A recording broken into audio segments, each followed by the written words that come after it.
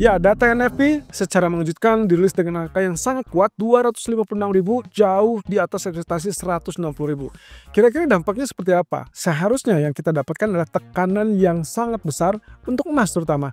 Tapi kenapa justru indeks saham saja yang mengalami penurunan dan US dollar ataupun bahkan emas tetap mengalami kenaikan?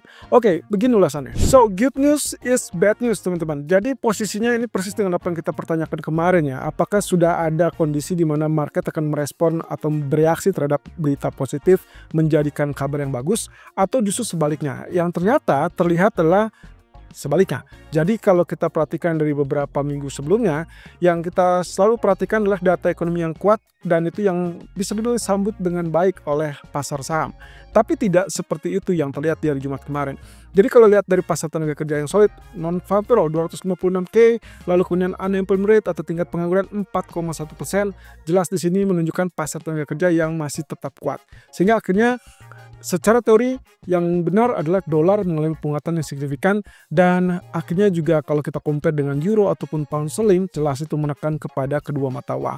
Tapi tidak dengan yen. Yen justru mengalami penguatan, meskipun dalam satu sisi kita juga melihat ada reaksi terhadap US Treasury yang mengalami kenaikan.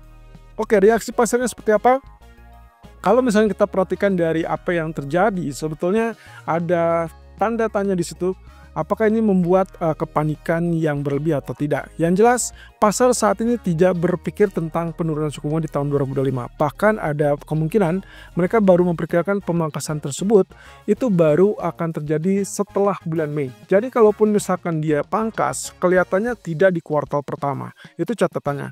Nah, tapi apakah dia akan lakukan dengan 2 kali pemangkasan?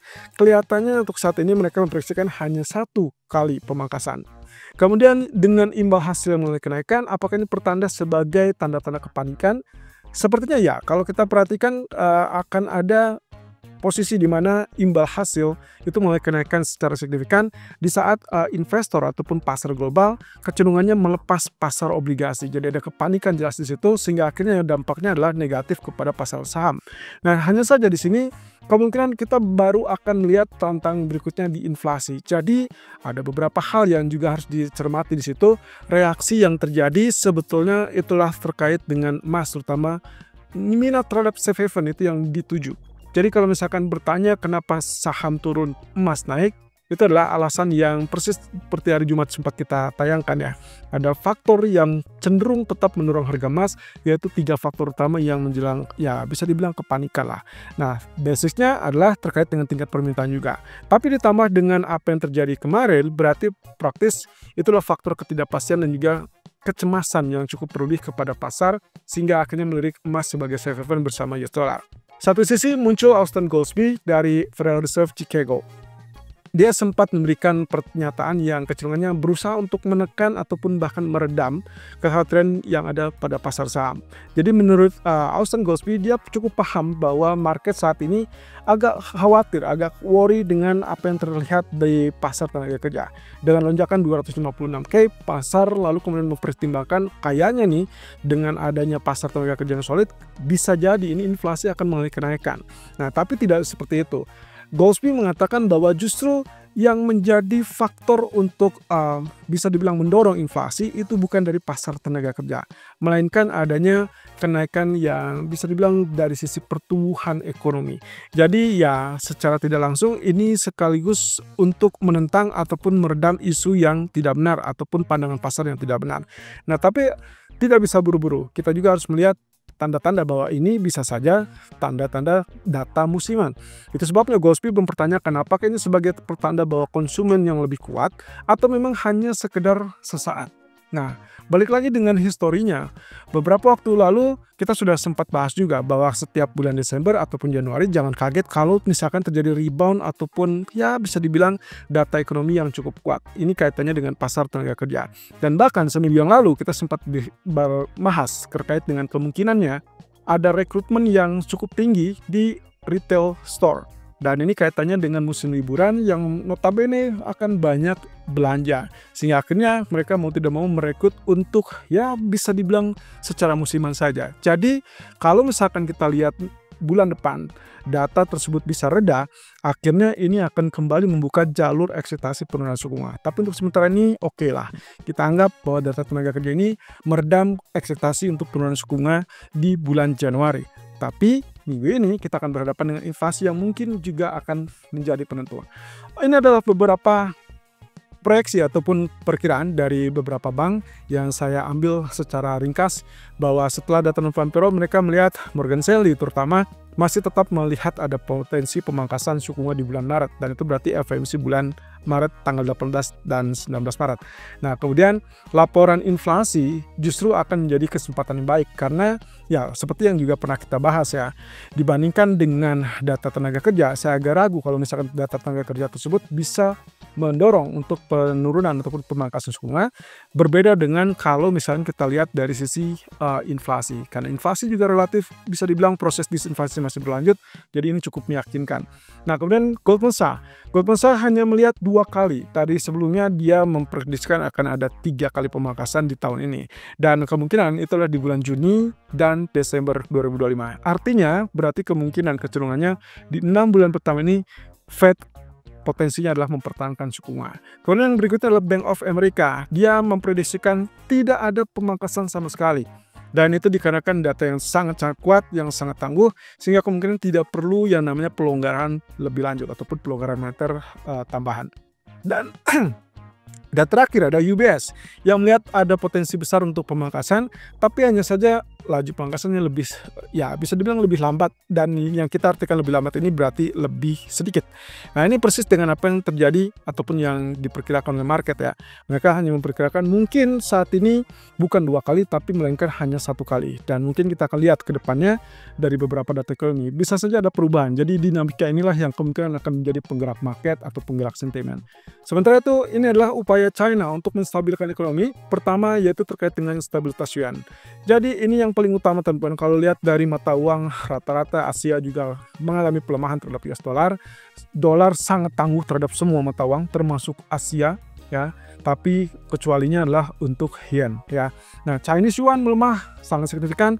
Kemudian inilah yang membuat para pembuat kebijakan PBOC mencoba untuk menenangkan dan juga mungkin ya semacam intervensi yang berulang.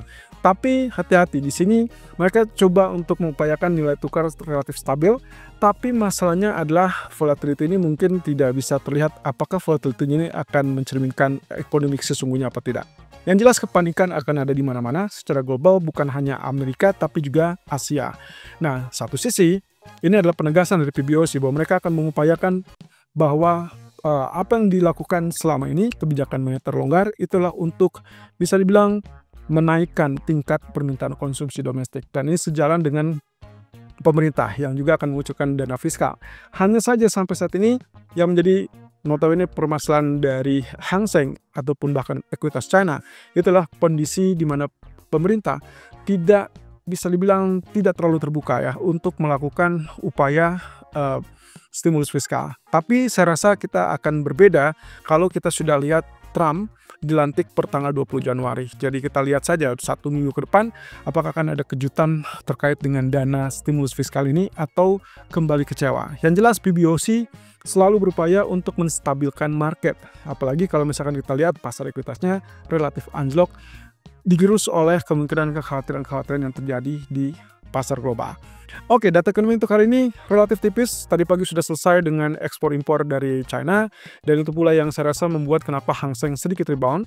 Walaupun saya agak ragu rebound itu akan melejit atau tidak, atau mungkin relatif terbatas kemudian turun.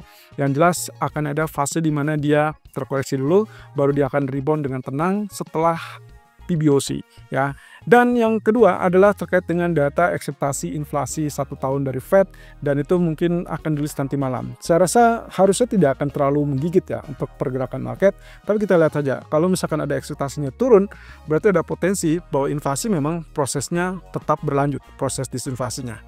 Kemudian Yang akan menjadi agenda utama selain data inflasi dari Amerika, tentunya akan ada data inflasi dari Inggris.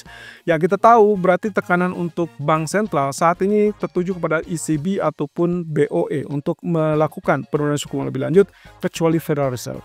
Jadi kalau misalkan datanya inflasinya relatif lebih rendah, berarti akan ada harapan untuk menurunkan suku bunga. Tapi sebaliknya, kalau inflasi ini secara mengejutkan naik lagi, apalagi untuk Amerika naik di atas 3%, itu akan sangat-sangat fatal, sehingga akhirnya kemungkinan emas bisa saja turun di pertengahan. Nah, satu sisi walaupun status safe haven itu masih tetap mendominasi, kelihatannya inflasi inilah yang akan menjadi penentunya, apakah sudah selesai safe havennya atau tidak. Yang kedua adalah retail sales dari kedua kubu, ya, dari Amerika dan juga Inggris. Dan terakhir adalah untuk indeks saham, tentunya selain CPI ataupun inflasi, maka kekhawatiran tersebut hanya bisa diredam dengan catatan laporan pendapatan dari masing-masing perusahaan itu. Kalau misalkan laporan pendapatan di kuartal keempat kemarin cenderung lebih bagus, bahkan lebih tinggi, maka kemungkinan kita akan dapatkan kenaikan di indeks saham. Jadi reboundnya kelihatannya harus tunggu sampai data ataupun laporan pendapatan tersebut dirilis. Kira-kira apakah kepanikan ini akan tetap bisa dibilang dominan atau tidak? Kalau iya, berarti kita akan lihat safe haven lah yang akan kembali moncer ataupun berpeluang naik. Itu berarti US dollar ataupun bahkan dengan kondisi dari emas.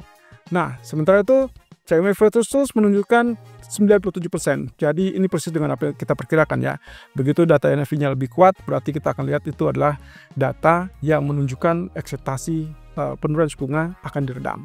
So, nanti sore kita akan lihat outlook berikutnya, apakah emas punya kesempatan untuk tembus 2.700 atau justru terjadi koreksi yang memang kita sudah curigai bersama.